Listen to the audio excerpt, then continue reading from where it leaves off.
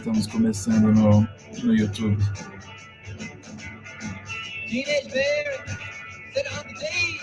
Olá, olá pessoal, boa noite. Sou João Correia. Esse é mais um episódio da nossa série Arte Conecta, às terças e quintas.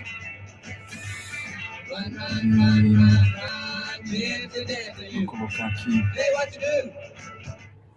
para pausar nossa musiquinha. E quem estiver no Instagram, vamos para o nosso canal no YouTube. Está começando a ficar responsa essa série, já tem alguns vídeos que estão indo para 1000 pessoas e me alegra e me inspira a querer fazer mais. E deixa eu virar um pouquinho aqui. Isso. E, bom, hoje a gente vai falar sobre a economia na pista de dança. E eu sou João Correia, sou historiador de arte, sou mestre em liderança cultural. E eu escolhi esse tema porque eu tenho lido bastante e é um livro chamado The Warhol Economy, né, economia Warhol, né, como se tivesse um estilo Andy Warhol, ou uma analogia possível com o trabalho do Andy Warhol, da forma como a economia das artes funciona. E eu achei interessante a análise dela, o que é meio óbvia para algumas pessoas aí que trabalham no setor, mas talvez seja interessante ver isso estruturado e embasado teoricamente, com alguns dados, e talvez seja novidade para algumas pessoas que estão ali entrando um pouco nesse setor ou querendo crescer nele, sejam artistas, sejam colecionadores. E eu vou escolhendo aí livremente esses tópicos das lives, mas está aqui a Arte Conecta, tá? Episódio número 10, o que é a economia da pista de dança. Essa é tem várias opções aqui de layout. Essa é uma aula baseada no livro The Warhol Economy, tá? Escrito pela escritora americana Elizabeth Currid Halkett. Às vezes ela aparece só como Elizabeth Currid, às vezes ela aparece com o sobrenome também Halkett, e não sei se mudou alguma situação pessoal dela, porque que é isso. E foi publicado pela Princeton University, tá? É um livro pela editora da Princeton University, é um livro de 2008. Então, acho que algumas coisinhas mudaram de lá para cá, vocês tenham isso em mente, mas acho que os princípios gerais se aplicam ainda. Estou com o ventilador aqui do lado, se ficar ou se estiver fazendo algum ruído, vocês me falam e eu desligo. Zizipi, seja bem-vindo, estamos no YouTube. E vamos lá. Por que esse tema é interessante? Às vezes, conversando com os artistas, eles falam, puxa, João, mas como é que eu faço o meu trabalho ser visto? E como é que eu reciclo as minhas ideias? E, às vezes, os colecionadores, igualmente, como é que eu tenho acesso às oportunidades? Como é que eu sei o que é interessante? E essa pesquisa da Elizabeth, ela mostra um pouquinho como é que essa economia funciona, e aí ela criou até esse título que é divertido, né, Economia da Pista de Dança, porque ela mostra a importância da vida social, né, para o processo criativo, para a produção cultural, e ela mostra, né, ela é uma pessoa formada ali em urban planning, em planejamento urbano com foco nas artes e na cultura. Então ela mostra o impacto que a arte e a cultura tem no planejamento urbano. Isso é muito, muito interessante. E eu estou aqui ali, a gente tem a nossa missão, né, que é mostrar para vocês como fazer parte dessas 3% das pessoas que entendem de arte contemporânea e são respeitadas pela sua visão de mundo.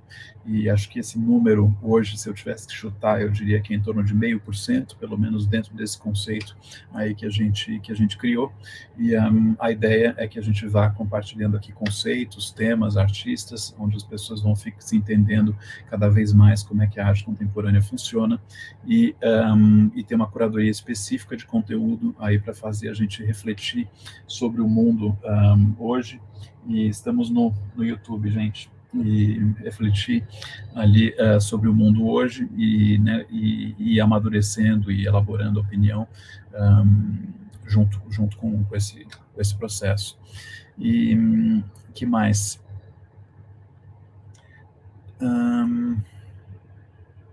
Mais algumas coisas que eu queria falar. Esse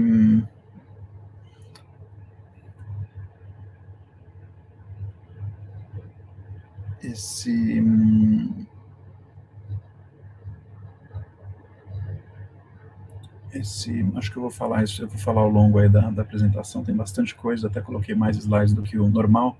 Então vamos lá, essa é a capa do livro, tá? Quem tiver interessado em ler e me passar uma mensagem no direct depois, eu posso encaminhar.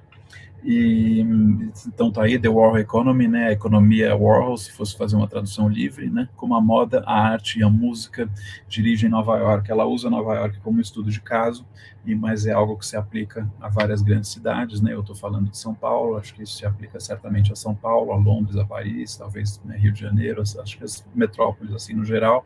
Mas são princípios interessantes também ali para outras cidades, né? Que o Ronaldo, que está sempre aqui no Espírito Santo, está sempre atento ao que ele pode fazer para agitar ali a cena cultural na região dele. Então, acho que isso pode ser útil para muita gente. Eu coloquei aqui como referência 2 outros livros que essa autora escreveu. Um é Starstruck, tá? Que é aqui, deixa eu ampliar para eu conseguir ler, né, The Business of Celebrity, né, que é um estudo detalhado que ela faz sobre essa cultura da celebridade que a gente está vivendo. A gente passa a entender mais, né, o que está acontecendo no Instagram o tempo todo, e é bem interessante. E tem esse outro livro novo, esse eu não li ainda, o que está embaixo, né, que é The Sum of Small Things, né, a soma das pequenas coisas. Ela tem um doutorado em planejamento urbano, como eu falei, essa mulher aqui à direita, tá, e pela Universidade de Colômbia, e sempre com foco, né, na arte e na cultura. Aliás, eu recomendo esse livro, Starstruck, tem um capítulo especificamente sobre a relação de celebridade dentro do mundo da arte. Faz uma análise, né, da celebridade do Jeff Koons, do Damien Hirst, como é que isso impacta nos preços deles ou não, e como é que eles construíram isso. É um livro interessante, um capítulo interessante. Acho que o livro inteiro é interessante, e esse capítulo especificamente para quem está interessado em arte. E às vezes aí fazendo um pouquinho de crítica construtiva, às vezes eu acho que ela poderia ser um pouquinho mais enxuta, talvez poderia dizer a mesma coisa com, sei lá, 80% do volume de palavras, mas no geral é muito bem escrito e bem pesquisado. Eu tive contato com esse livro na minha bibliografia do mestrado e gostei bastante, e fui relendo aí alguns trechos, e ela entrevistou pessoas muito interessantes, entrevistou aí grandes artistas, músicos, designers de moda. Então é um trabalho muito bem pesquisado. E deixa eu chamar minhas anotações aqui. E ela fala ela chama o livro, né, Angélica, estamos no YouTube, tá? E Cida também estamos no YouTube. E ela fala em The Warhol Economy, isso é uma foto do Andy Warhol, né, na Factory, que é a fábrica, né, ele chamava o ateliê dele de fábrica, em 1964, numa cena, né, que ao mesmo tempo, né, fala um pouco da biografia dele, e também dele ali como, né, um personagem e autor de cinema experimental. E aí quem está familiar com o trabalho dele, né, sabe que ele, né, até o Big Brother, né, ele filmava as pessoas dormindo, né, a primeira interview, uma das primeiras revistas, se não a primeira revista de fofoca, a autoria dele, e foi essa cena, né, de social, né, o meio da arte se torna uma coisa meio de quem é quem, né, uma coisa glamurosa, uma coisa digna aí de colunas sociais, onde você vai, né? Eu estava na White Cube de Londres uma vez, e chega o artista, chega os colecionadores, e fica aquele monte de paparazzis, e tudo isso é um pouco uma contribuição aí do Andy Warhol para o mundo das artes. E você vê, ela chama-se de Warhol Economy, porque o que acontece, né? É um pouco esse cruzamento de redes, né? De gente, é uma produção em silk screen, é fotografia, é vídeo, é performance, é vida social, né? É uma intersecção aí de uma série de disciplinas, uma série de redes que torna possível aí o trabalho dele, né? Então é muito, vocês vão ver, deixa eu desligar aqui o ventilador, muito a ver com o que ela vai colocar como The World Economy no livro, né? E aí, entrando, ela faz uma provocação, ela fala, né, o que é mais importante para a economia de Nova York? O escritório corporativo, brilhante, e ela coloca finanças, mercado imobiliário, etc., ou o clube de rock grunge que lança as melhores novas bandas. Tá? Então, ela faz essa provocação, acho que é um primeiro ponto que eu queria colocar aqui, e aí ela vai desenvolvendo um argumento que fala que as indústrias criativas impulsionam a economia de uma cidade tanto quanto ou mais do que as indústrias como finanças, mercado imobiliário e direito. Porque nessas indústrias, né, elas acontecem um pouco pela vida social nos bares, nas galerias, nas casas de show, nos desfiles de moda, onde as pessoas criativas se encontram, trocam ideias, validam projetos, iniciam tendências e formam a cultura popular. Né? Então ela vai, boa noite, Gabriela, então ela vai explicando o quanto o papel da cena criativa, né, no impulsionamento de uma cidade. E aí é um pouco, né, diferente do que a gente está acostumado a ouvir. A gente está acostumado a ouvir muito da importância das outras cenas e a cultura como sendo algo secundário, e aí ela vai montando esse argumento e vai persuadindo a gente de uma outra forma, né? Então, se você pensar em Nova York, que é o estudo de caso dela, ela fala, olha, a indústria criativa é o quarto maior empregador da cidade, atrás somente da gestão e das finanças e dos profissionais de serviços, né? Elas são uma indústria de muitos bilhões e elas são um diferencial humano para a cidade, que faz com que, né, as cidades se diferenciam pelo capital humano e as pessoas que têm escolha, né, as pessoas ali bem formadas, as pessoas cultas, elas podem escolher onde elas vão trabalhar, elas querem morar e trabalhar perto de um lugar que tenha cultura. Então, aqui são um dos grandes diferenciais. Tá? Então, ela fala que o setor da cultura também tem um impacto, né, no setor do turismo, no setor da vida noturna, e isso acaba somando mais, ela calcula, em torno de 9 bilhões de dólares na receita. Tá? Então, ela fala que se a gente entender como o setor da cultura opera, a gente pode entender melhor, né, como é que esse setor cultural pode ser um diferencial para Nova York e para as grandes cidades. E aí ela traz alguns gráficos, vou colocar aqui. Tá? Então, esse é um gráfico que mostra, se vocês virem ali, a gente tem arte e cultura, que são esses quadradinhos, tá? Que é a gente tem uma curva mais, é a terceira, tá? É a terceira curva, que são esses quadradinhos, é arte e cultura. Depois a gente tem os professional services, serviços profissionais, que é com os triângulozinhos, tá? E depois a gente tem com esses quadradinhos ali em posição de balãozinho, que é a gestão. Então, essa arte e cultura está no terceiro dos que mais empregam, e ela mostra que tem uma certa estabilidade. Tá? Então, do ponto de vista de tamanho, ela é a terceira, isso é relevante. E agora ela traz um outro gráfico que eu achei muito interessante, eu não tinha visto coisas parecidas, que é um gráfico que ela chama de quociente de locação, onde ela mostra a densidade, né, né, acima de, como é que funciona isso aqui? Acima de 1 é uma densidade alta, e abaixo de 1 é uma densidade baixa. Então, se você vê aqui, por exemplo, arte e cultura, que é essa bolinha vazia, ela está lá em cima. Então, mostra aqui em Nova York, se você pegar o setor de gestão, né, e o setor de engenharia, o setor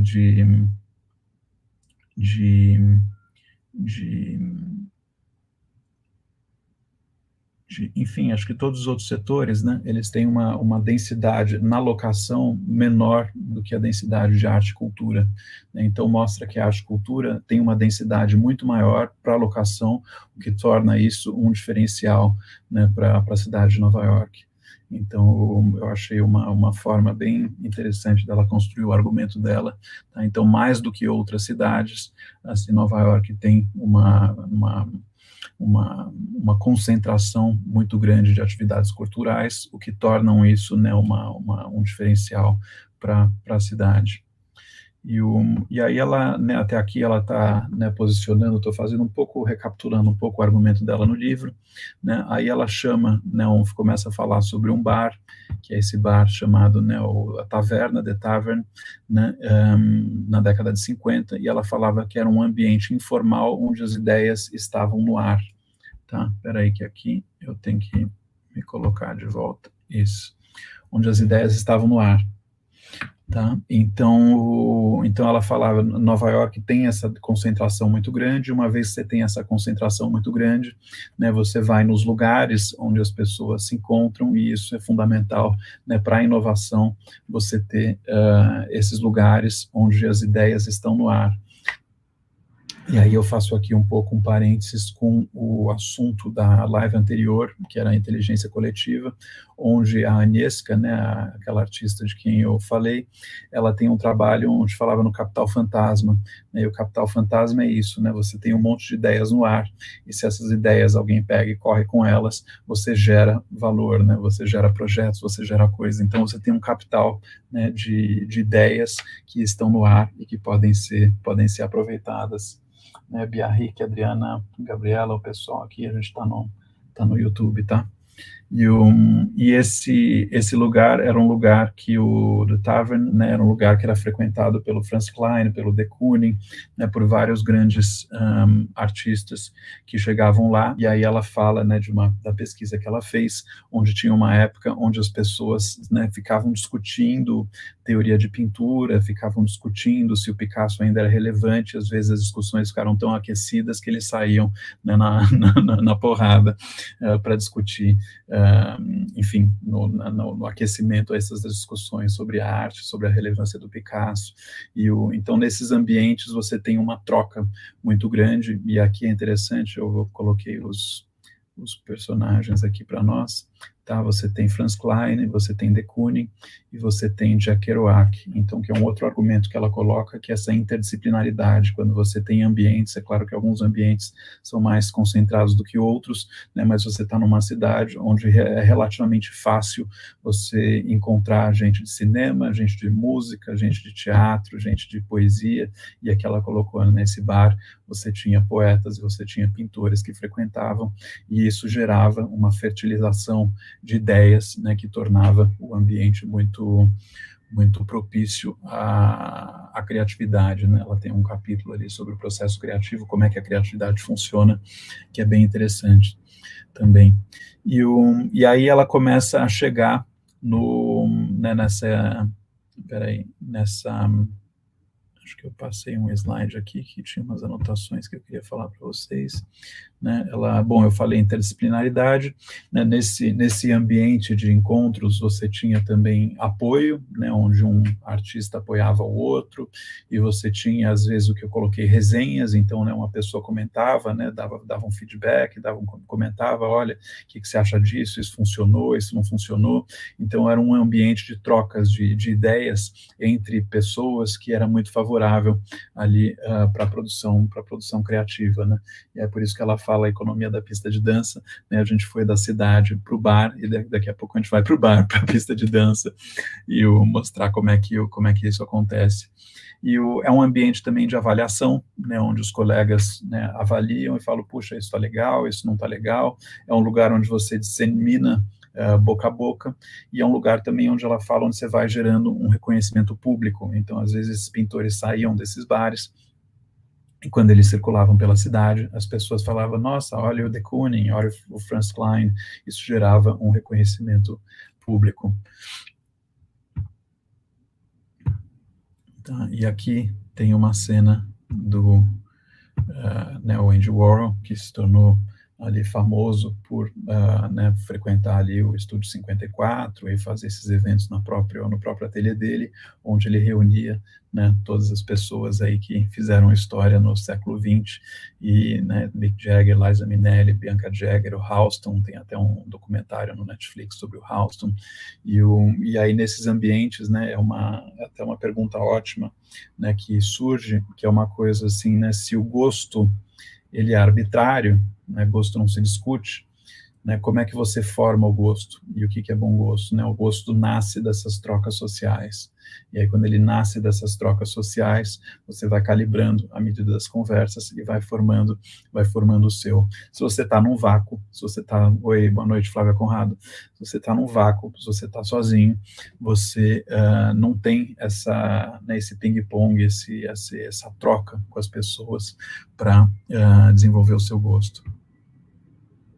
Então, aqui a gente apresenta um pouco, né, quando ela fala em The Warhol Economy, né, ela fala que a economia do setor criativo, né, é muito parecida, né, o Andy Warhol é quase que um microcosmo do que acontece ali no setor criativo, no geral.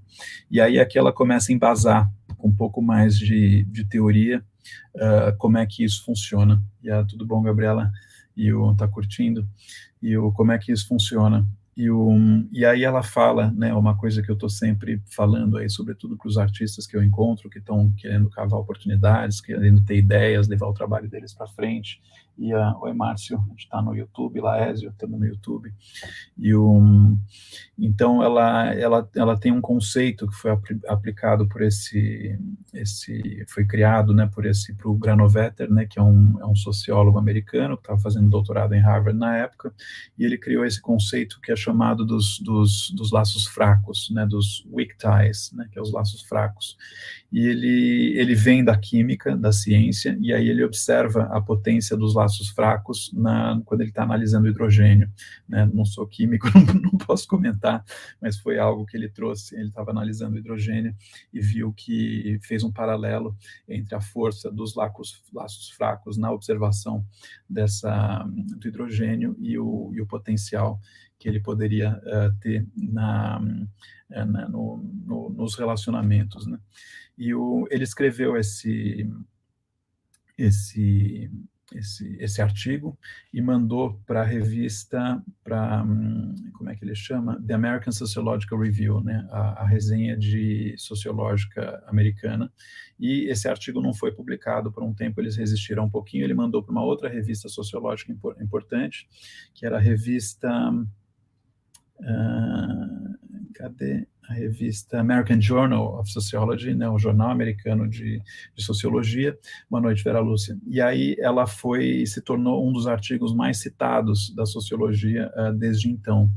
E aí ele colocava essa questão dos laços fracos, né, onde ele fala que é mais eficiente você circular a informação para aquelas pessoas que estão a 7 ou 8 graus de você do que aqueles que estão pertinho de você, né, que o médico é uma pessoa que você é só um conhecido, mas é a pessoa que melhor cuida da sua saúde, né, e que as pessoas que você tem perto não necessariamente elas te geram oportunidades profissionais ou elas te trazem pontos de vista diferentes e possibilidades de troca que te permitem renovar o seu processo criativo.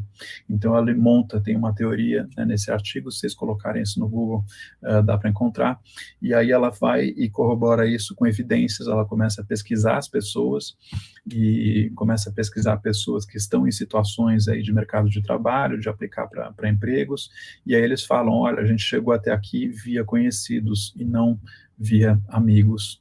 Tá? Então, não é esse núcleo mais íntimo, né? Esse núcleo mais íntimo, aí isso tem uma outra fonte, né? Esse núcleo mais íntimo tem um outro valor de autoestima, de apoio moral, de estabilidade emocional, mas do ponto de vista né, hoje a gente fala networking, esses laços fracos são importantes. Então, às vezes eu cruzo com artistas, às vezes cruzo com colecionadores que ficam sozinhos, e às vezes até dá, mas é um passo lá na frente, quando realmente você está em sintonia com o sistema, você pode estar sozinho e estar conectado, mas numa boa parte dele você tem que estar indo atrás.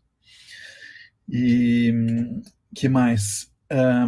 E aí depois disso ela traz ele vai, né, ela cita como é que ele chama? O Granovetter, e ele publica um outro artigo, tá? Onde é um artigo que fala, né, que a vida social, né, ela tem que estar, e o processo criativo, eles têm que estar embasado, né, numa rede de relações interpessoais. Então, isso é ela situa isso, e aí eu vou passar meio rapidamente, assim, esses são artigos grandes, se a gente for entrar neles, a gente fica só nisso, e depois ela cita um cara que esse, sim, eu acho que vale a pena quem tiver interesse procurar o livro, que é o Richard Caves, né, que é um dos caras que melhor trouxe, eu coloquei aqui Creative Industries, está vendo esse terceiro print no slide, que trouxe os princípios da economia e cruzou com os princípios dos processos criativos, das indústrias criativas. E aí ele tem um princípio, né, que ele chama do contrato entre arte e comércio, né, onde ele fala que a criatividade parece simples, mas ela é complexa.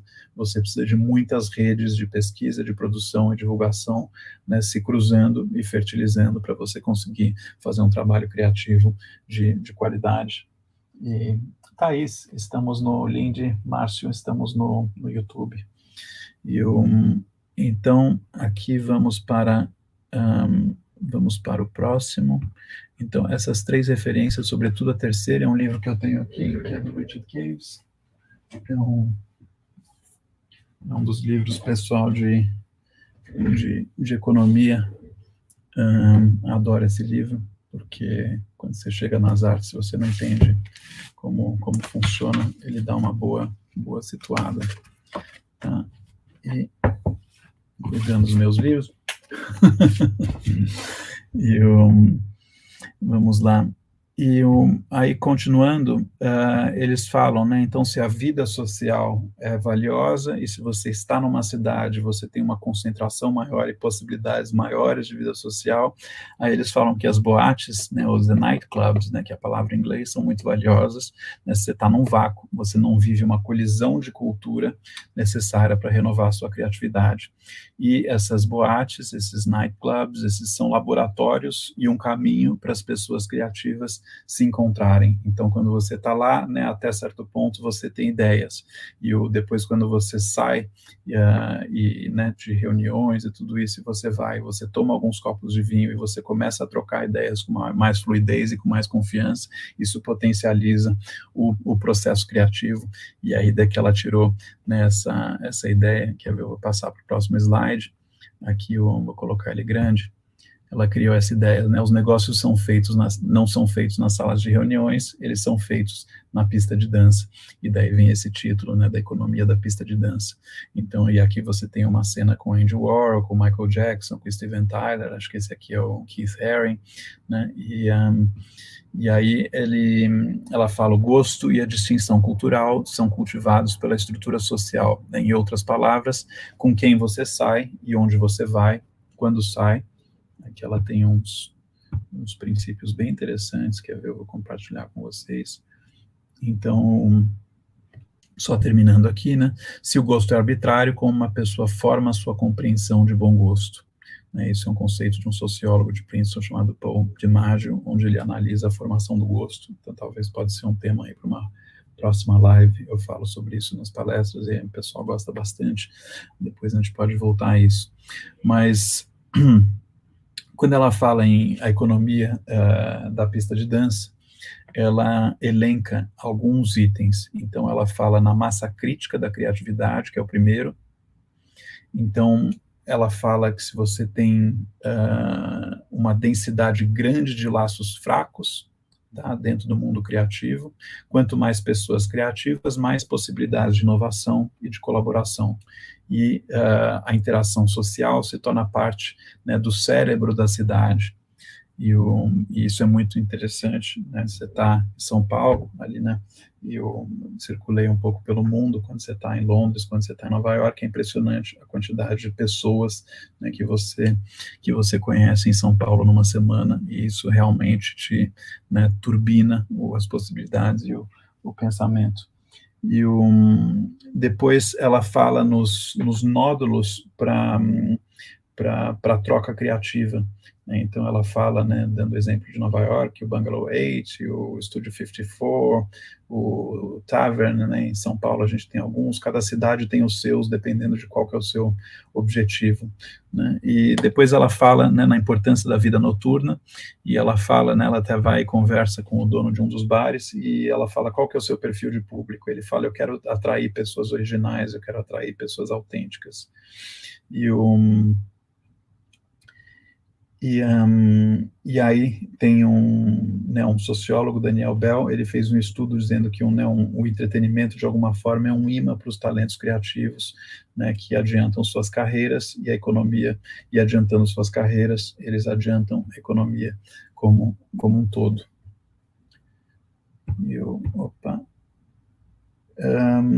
Depois ela desdobra mais um pouquinho, aproveitando para fazer como se fosse uma resenha rápida assim, de alguns pontos principais do livro.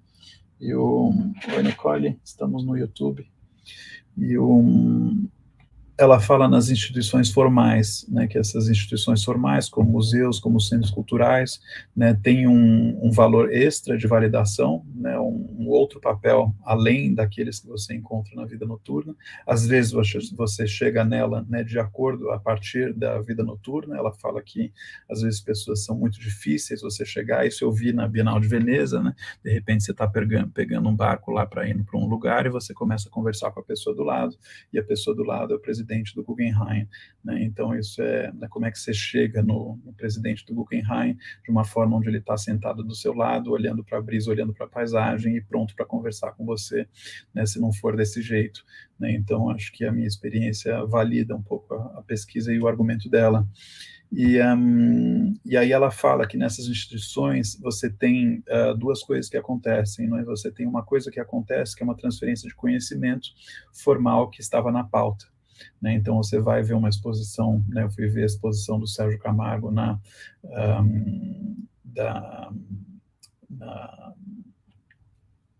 Galeria Raquel Arnaud,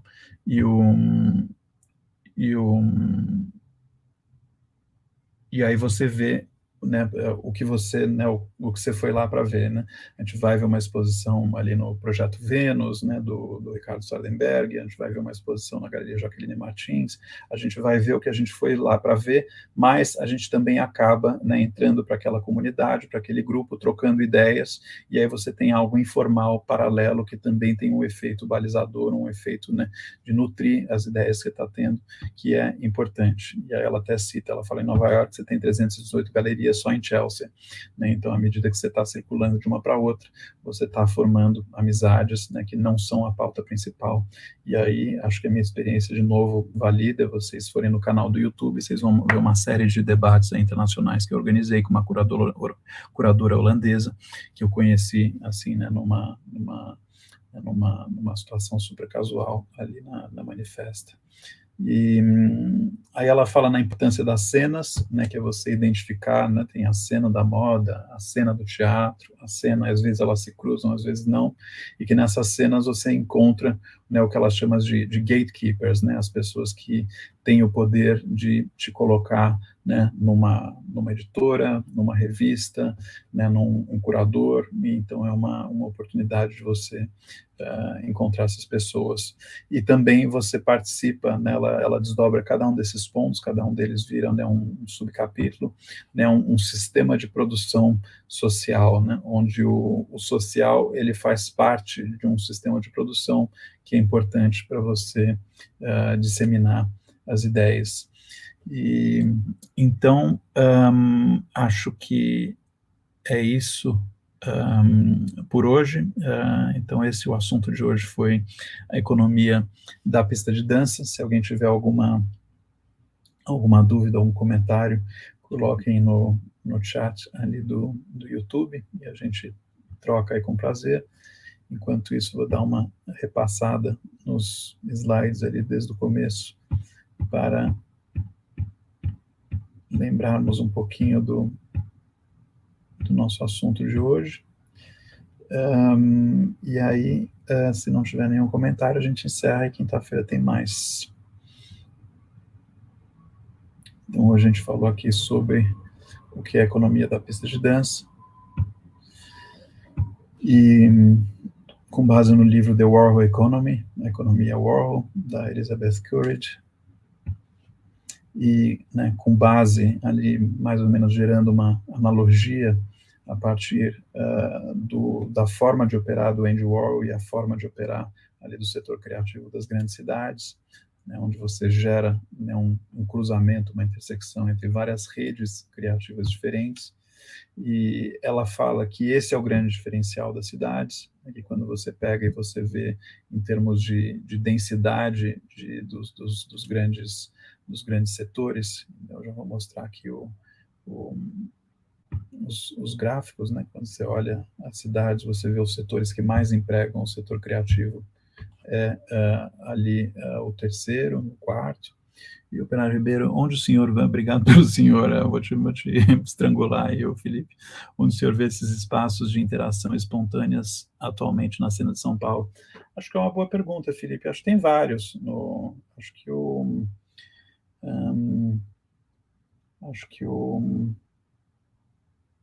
quer ver, vou te falar, sabe, eu fui no balcão, acho que tem acho que é domingo à tarde, o pessoal de cinema se encontra no balcão, e eu tive algumas vezes lá, encontrei com colecionadores, assim, espontaneamente, só de você estar lá. Tem alguns lugares na Vila Madalena, e ali na Barra Funda, acho que é uma boa, agora não estava preparado para sua pergunta, e acho que é uma boa pergunta, onde que eu acho que, não sei se a pandemia bagunçou um pouco a nossa memória, né? Antes a gente ia e se encontrava, acho que um almoço no Balaio, um almoço no Instituto Moreira Salles, um almoço no MASP, né, como é que ele chama o restaurante do MASP, e são bons lugares no restaurante do MIS, e acho que esses restaurantes dos centros culturais são um caminho, e acho que eu tenho ido bastante, acho que em casas de amigos, tem alguns amigos sempre que gostam de hospedar, e gostam de receber pessoas e apresentar pessoas, né, e fazem isso muito, muito bem, e eu não sei se pensar, deve ter alguns outros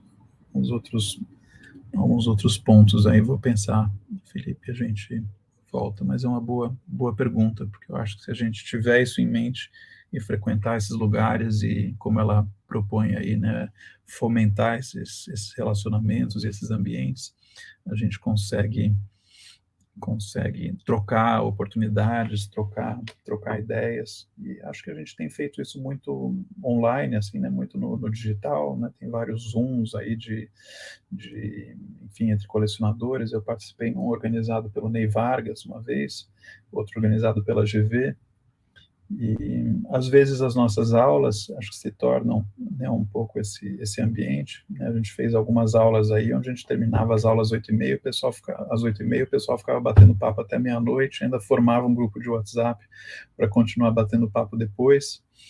Então acho que acho que é algo legal para a gente observar e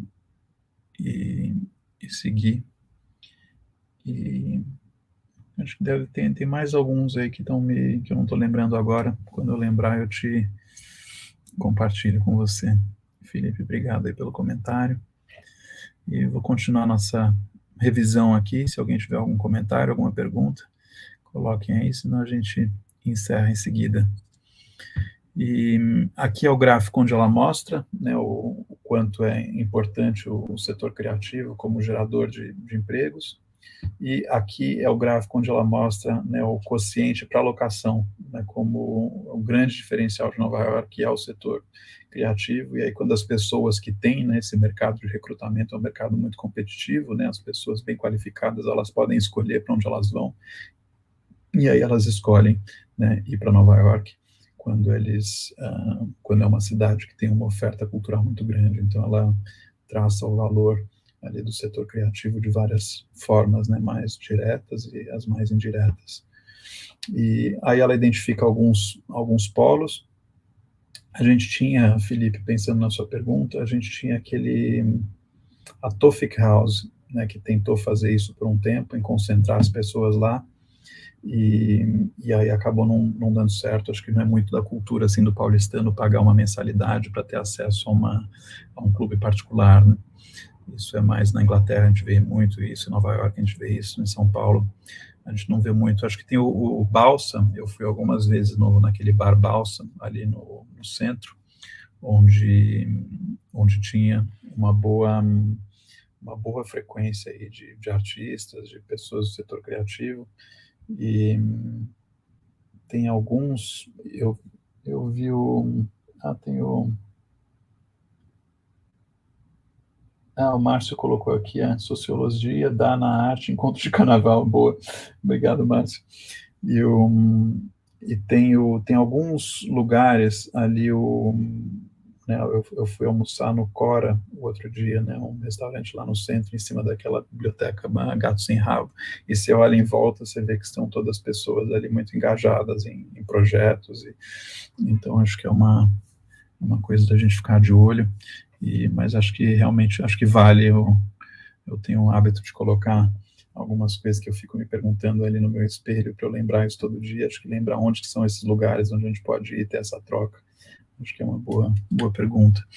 E aqui ela fala, né, desse The Tavern, né, e ela fala, né, que o expressionismo abstrato nasceu em alguns desses bares, ali na região do Sorro, do Meatpacking District, e acho que a gente tem alguns ambientes em São Paulo, né, um pouco mais populares ali né, eu tive algumas, respondendo a pergunta do Felipe novamente, tem o Sotero, que é um bar, né, em Santa Cecília, onde eu fui algumas vezes e cruzei com um monte de artistas e músicos e pessoas muito interessantes.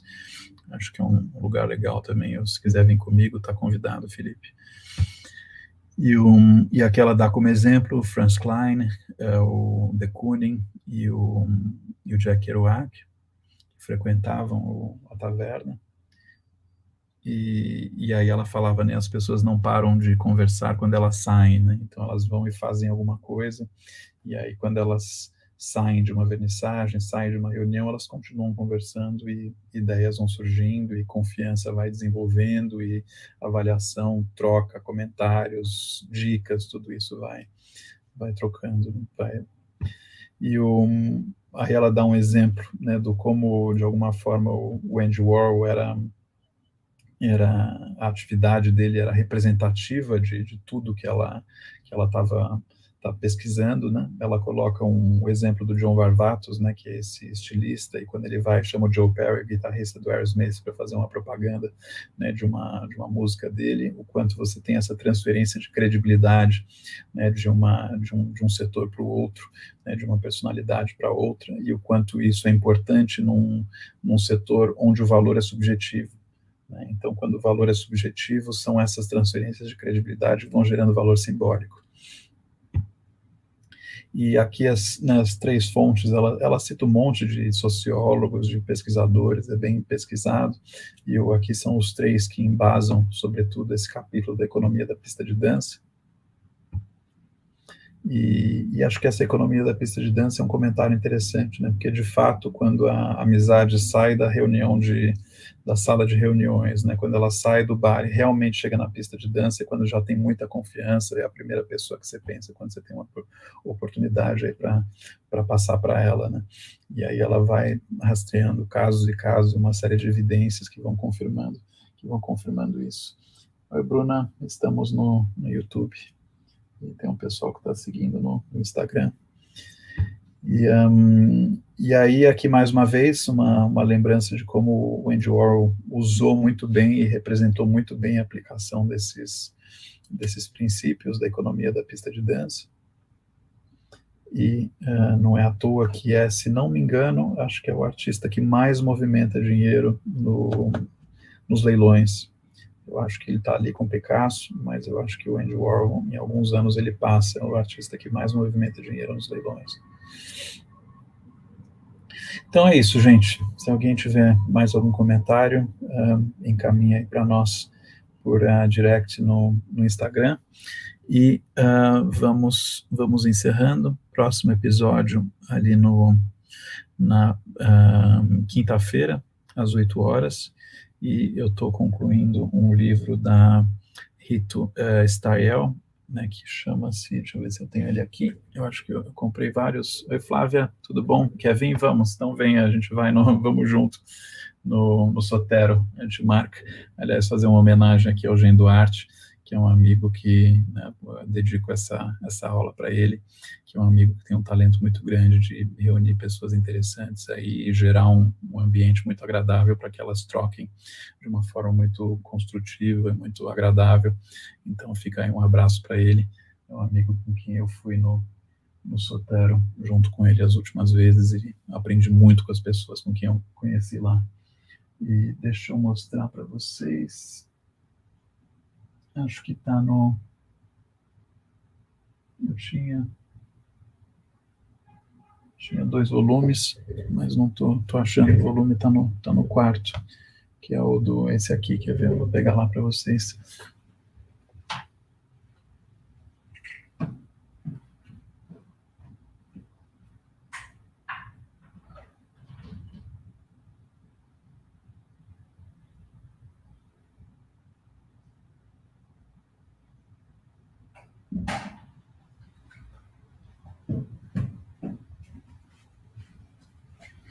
Essa artista aqui foi a número 1 na lista aí das 100 pessoas mais influentes no mundo da arte.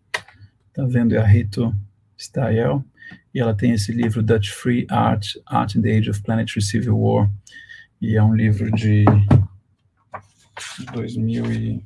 Eu gosto de ver as datas para saber se eu estou em cima das informações mais recentes ou não. Um livro de 2017, não, first published em 2019. Tá? Então é um livro que já tem uns 3 anos, muito bom. Eu estou pensando aqui para live de quinta-feira compartilhar alguns detalhes, aí alguns destaques desse livro com vocês. Então, Flávia, Felipe, Operário Ribeiro, estão convidados, vão marcar e vamos lá no Sotero, e a gente conversa pessoalmente. A última vez que eu fui estava o Júnior Barreto, estava o Otto, estava o Derlon, estava quem mais? A Raquel Virgínia, tinha um pessoal bem interessante aí, com quem a gente teve ótimas conversas. Então, é isso. Abraço a todos e beleza, vamos marcar sim, Felipe, vamos pegar uma sexta-noite, um sábado aí, final da tarde, acho que em geral um sábado, final da tarde é legal, e quem sabe pode ser até esse próximo aí, ambos têm o meu WhatsApp, fiquem à vontade aí de me escrever para lembrar, e aí a gente vamos com prazer. E se não for, já é um point legal, com a nossa presença, a gente reforça. se não tiver Felipe, a gente cria. Esse é o espírito. Então, é isso, gente. Obrigado aí ao pessoal que foi com a gente até agora, e espero que vocês tenham curtido, e deixem nossa curtida aí no nosso vídeo, compartilhem com as pessoas que vocês acham que possam gostar desse conteúdo, e salvem e se inscrevam no canal e ponham o sininho aí para quando a gente fizer a próxima, tá bom? Então, boa noite aí a todos e obrigado pela participação e pelos comentários. Beijo.